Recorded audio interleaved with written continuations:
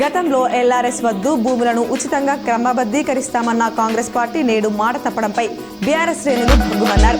నిజామాబాద్ జిల్లా కేంద్రంలో బీఆర్ఎస్ మాజీ శాసనసభ్యులు గణేష్ బిగాల ఆదేశాల మేరకు ధర్నా చౌక్లో ఎల్ఆర్ఎస్ ఉచితంగా క్రమబద్ధీకరించాలని డిమాండ్ చేస్తూ ధర్నా నిర్వహించడం జరిగింది.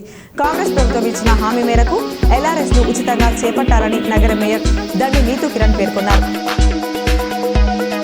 మహిళల అభ్యున్నతికి ప్రతి ఒక్కరూ పాటుపడాల్సిన అవసరం ఎంతైనా ఉందని జెడ్పీ ఉపాధ్యక్షురాలు రజిత యాదవ్ అన్నారు.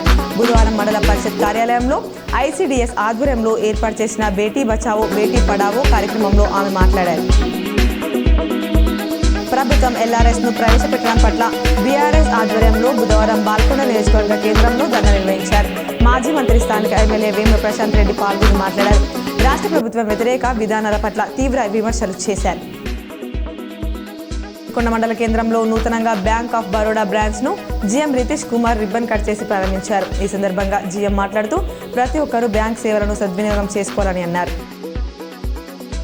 ఇందల్వాయి మండలం కొత్తకురుట్ల తాండాలో రాత్రి వేళలో అక్రమంగా నిల్వ ఉంచిన ఇసుక డంపులను revenue inspector Mohan, SI Manoj Kumar స్వాధీనపరుచుకున్నారు. ఆర్మూర్ పట్టణంలోని ప్రఖ్యాతిగాంచిన నవనాథ సిద్ధలగుట్టపై మహాశివరాత్రి పర్వదినాన్ని పురస్కరించుకుని గుట్టపైకి వచ్చే భక్తుల సౌకర్యార్థం ఉత్సవ కమిటీ ఆధ్వర్యంలో అన్ని ఏర్పాట్లు చేశారు.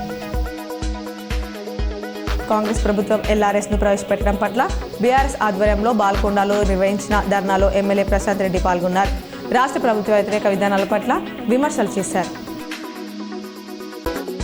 ఆర్మూర్ మండలంలోని చేపూర్ గ్రామంలో గల శ్రీ రాజరాజేశ్వర స్వామి దేవస్థానంలో మంగళవారం రాత్రి నుండి మహాశివరాత్రి ఉత్సవాలు ఘనంగా ప్రారంభమయ్యాయి.